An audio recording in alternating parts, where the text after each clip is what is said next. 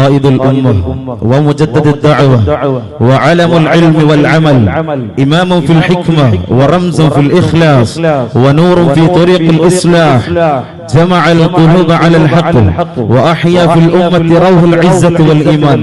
والآن بكل فخر واعتزاز ندعو إلى المنصة المباركة السيد الجليل سيد جفري متقوى تنغل لإيقاء كلمة الافتتاح، فليتفضل مشكورا.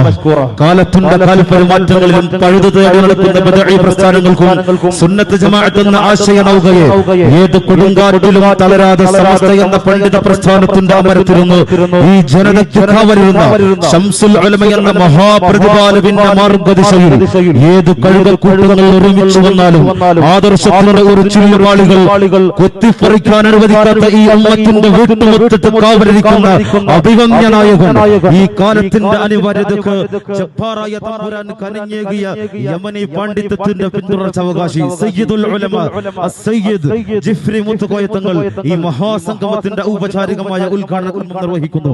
അധ്യക്ഷന് വേണ്ടി സാദരം ക്ഷണിക്കുന്നു.